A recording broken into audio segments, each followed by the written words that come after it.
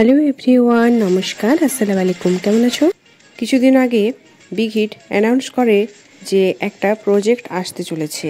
আমি জানি আমি অনেক লেট, কিন্তু স্টিল আমি এটা বলতে চাই যে ভি এর একটা নতুন প্রজেক্ট এসেছে, আর সেটার জন্য আমি খুবই এক্সাইটেড। প্রজেক্টটা কী ব্যাপারে এবং কত তারিখে আসতে পারে সেটা সম্বন্ধে আমি ভিডিওতে বলবো। কিন্তু আমি সত্যিই ইমপ্রেস হয়ে গেছি ভিকে নিয়ে, কারণ সে মিলিটারিতে যাওয়ার আগে যেটা বলেছিল যে সে বিটিএস আর্মিদের জন্য অনেক কিছু প্রিপেয়ার করে গেছে, আর সেই জিনিসটাই ভি প্রুফ করে দেখিয়েছে যে সে বিটিএস আর্মিদের জন্য কি কি রেখে গেছে, বিটিএস আর্মিদেরকে সে কতটা ভালোবাসে। What he said was true.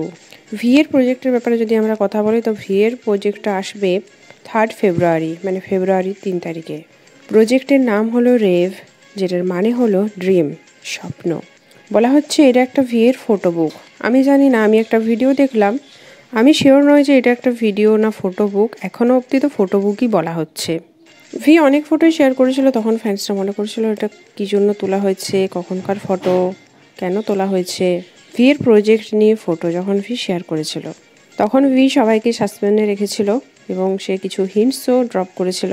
এখন আমরা বুঝতে পারছি যে এই ফটোসগুলো ভি এর কখনকার। প্রজেক্টের নাম হলো ড্রিম, আর আমরা তো সবাই জানি ভি প্যারিস কত পছন্দ করে। ভি এর ফটো বুকে আমরা এটা দেখতে পাবো যে যে ফ্রিডমটা সে প্যারিসে গিয়ে পেয়েছে, ভি প্যারিসে থেকে যে ইনস্ট্যান্ট বিউটিটা দেখেছে এবং জাগতে জাগতে যে ড্রিম দেখেছে, স্বপ্ন দেখেছে তার নিজের চোখ দিয়ে, সেটাই তোমরা এই ফটো বুকে দেখতে পাবে। এইরকমই বিটিএস সম্পর্কিত আপডেট পাওয়ার জন্য চ্যানেলটিকে সাবস্ক্রাইব এবং লাইক করে দাও। Take care and bye by.